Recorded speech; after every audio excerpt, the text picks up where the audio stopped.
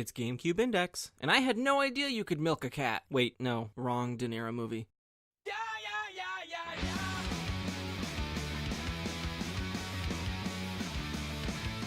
Picture this. You're in a coastal Californian city, and you need a ride. You hail for a taxi, and a yellow streak comes careening over the sidewalk towards you. All you hear is the offspring blaring from the speakers as you pile in and speed off towards your destination. This is the premise of Sega's 1999 arcade title, Crazy Taxi.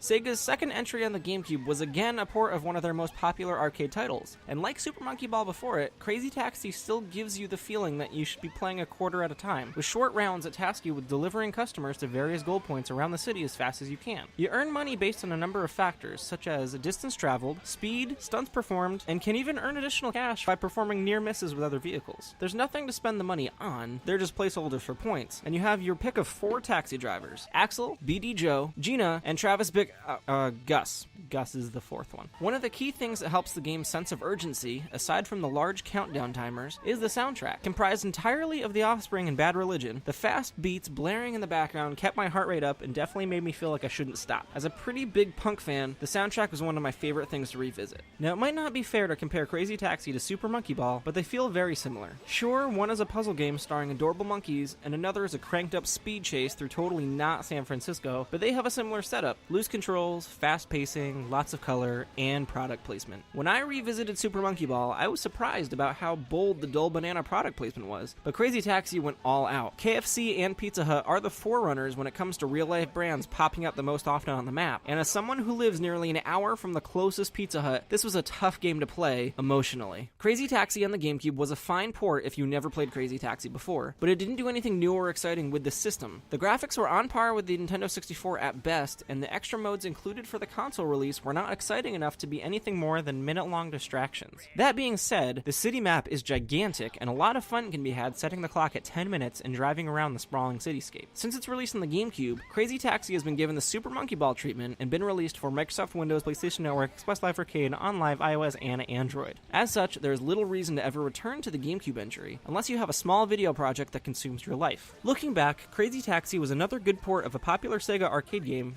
but it wasn't good enough to warrant a full-price release. These days, the app version is most likely the best way to play, unless you can manage to find a working arcade cabinet.